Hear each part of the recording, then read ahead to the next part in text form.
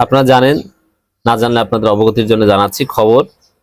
লুট হওয়া অস্ত্র উদ্ধার না হওয়া পর্যন্ত জাতীয় নির্বাচন স্থগিত চেয়ে আইনি নোটিশ। এর মানে এই 2 দিন পর পর জাতীয় নির্বাচন স্থগিত, এই প্রশ্নটা সামনে আনা হয়। কিছুদিন আগে দেখেছেন রিট করা হয়েছে, রিট খারিজ হয়েছে, স্থগিত চেয়ে রিট করা হয়েছে, কিন্তু সে রিট অ্যাকসেপ্ট করা হয়নি। এরপরে এখন আবার লিগ্যাল নোটিশ, যে আগে অস্ত্র উদ্ধার করেন তারপরে জাতীয় নির্বাচন আপাতত স্থগিত করেন। এখন অবৈধ অস্ত্র, লুট হওয়া অস্ত্র, এই প্রশ্নগুলো সামনে এনেছে শরীফ ওসমান হাদির উপর গুলি করার ঘটনার প্রেক্ষিতে। যদিও তাকে গুলি করা হয়েছে সম্ভবত ভারত থেকে আনা গুলি অস্ত্র থেকে, সেটা লুট হওয়া অস্ত্রের সাথে সম্পর্কিত না। লুট হওয়া অস্ত্রগুলো বিএনপির কাছে আছে। তো দর্শক, এই লিগ্যাল নোটিশ যিনি দিয়েছেন তিনি বিএনপি, এটা আমি বলছি না। তিনি মাঝে মাঝে পাবলিক ইন্টারেস্ট রিলেটেড এরকম নোটিশ, লিটিগেশন এগুলো নিয়ে কাজ করেন, ঠিক আছে। কিন্তু অনেকেই চায়, যদিও বিএনপি এখন নির্বাচন পেছাতে চায়, এটা আমি এখন আর বলবো না, যেহেতু তারেক রহমান আসার একটা ঘোষণা দিয়েছে। যদি না আসে তাহলে এটা সব নাটক, তখন বলবো। কিন্তু এখন পর্যন্ত দৃশ্যমান ভাবে বিএনপির যে কথাবার্তা, যেটা তফসিল ঘোষণার পরের দিনও তাদের এরকম আন্তরিকতা ছিল না যে নির্বাচনে হতে দিবে বা নির্বাচনে অংশগ্রহণ করবে। কিন্তু তারেক রহমান দেশে আসার ঘোষণা দেওয়ার পর মোটামুটি স্পষ্ট হচ্ছে যে না, বিএনপি নির্বাচন চায়, তার নির্বাচনে অংশগ্রহণ করবে বা পেছাতে কোনো ষড়যন্ত্র করবে না। কিন্তু একটা গোষ্ঠী চায়, এই একটা গোষ্ঠী কারা?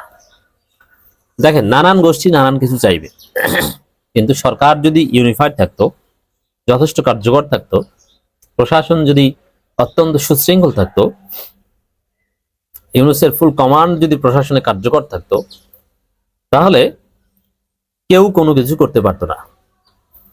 এই ওসমান হাদির ঘটনা নিয়েও প্রশাসনের ব্যর্থতা আপনারা দেখেছেন, যে পুরো জাতি সজাগ, তারপরও ময়মনসিংহ সীমান্ত দিয়ে তারা পালিয়েছে এটাও আবার পুলিশ জানে না, পুলিশ বলে দেশে আছে। আর মোটামুটি বিশ্বাসযোগ্য ভাবেই এটা প্রমাণিত হয়েছে, যমুনা টিভি থেকে শুরু করে সব গণমাধ্যমে প্রমাণিত হয়েছে। জোরগানাই সাহেব প্রথমে প্রমাণ করেছেন যে আসলে তারা ময়মনসিংহ সীমান্ত দিয়ে পালিয়েছে।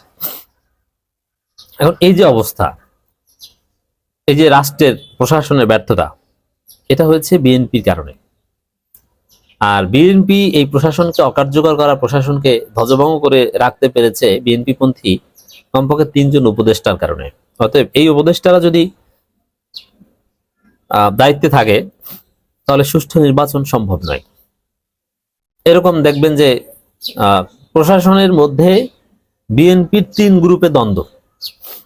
তারা কি করে? প্রথমে যারা সৎ অফিসার, যারা নামাজ পড়ে দাঁড়িয়ে আছে, এদেরকে জামাত ট্যাগ দিয়ে সাইড লাইনে পাঠায়। 3 জন শীর্ষস্থানীয় ডিআইজি বিএনপি ষড়যন্ত্র করে জাস্ট দাঁড়িয়ে আছে নামাজ পড়ে, এই কারণে তাদেরকে ওখান থেকে পাঠিয়ে দিয়েছে, মৌলিক দায়িত্ব থেকে ছাঁটাই করে দিয়েছে।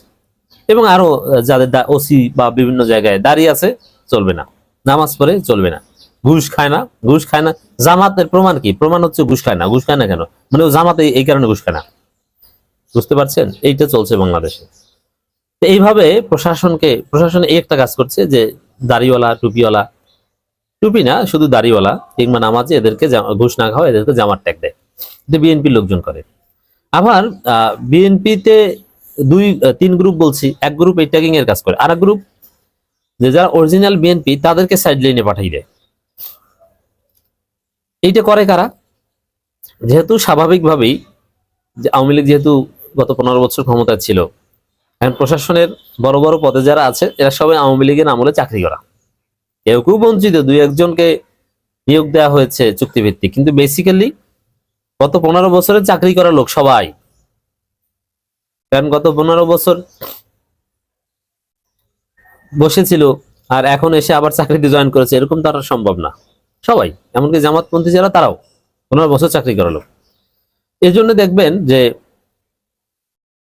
নব্য বিএনপি বেশি, যে আওয়ামী লীগের সাথে মিলেমিশে থাকতো।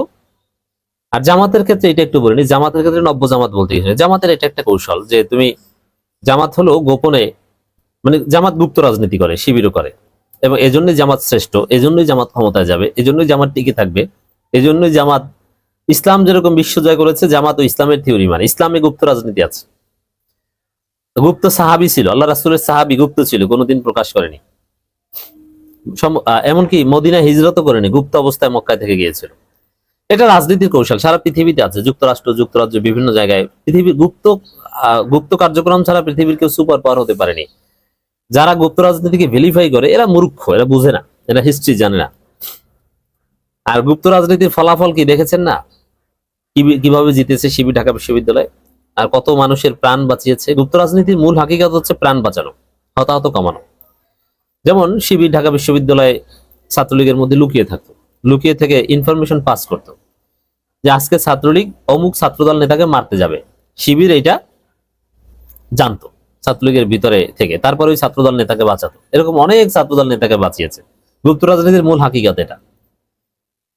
আর হ্যাঁ, জামাতের অনেক লোক হাসিনা আমলে চাকরি করতো এবং এমন ভাবে মিলেমিশে থাকতো, মনে করতো যে না তারা জামাত না, এভাবে ছিল।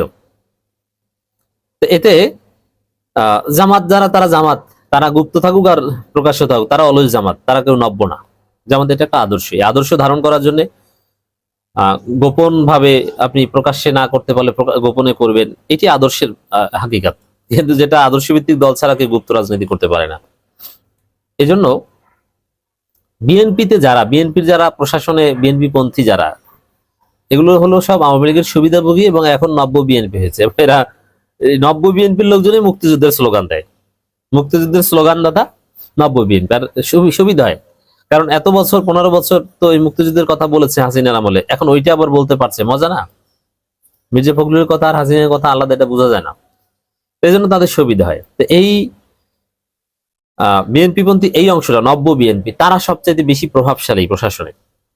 তারা শরীফ ওসমান হাদির খুনিকে পালিয়ে যেতে সহায়তা করেছে, তারা ইউনূসের নিয়ন্ত্রণকে শক্তিশালী করতে দিচ্ছে না, বিভিন্ন সিদ্ধান্ত আটকে দিচ্ছে।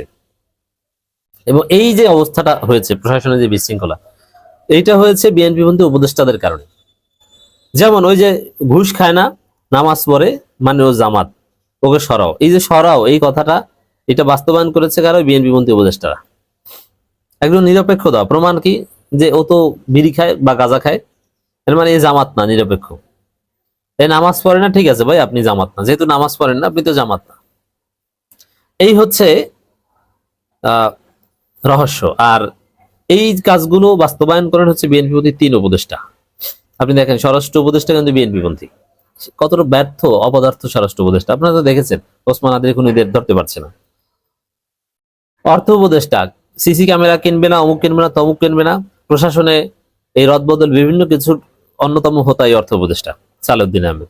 আসিফ নজরুল বিএনপির দালাল। মুক্তি পায় কিভাবে বড় বড় সন্ত্রাসীরা, আওয়ামী লীগের লোকজন এভাবে?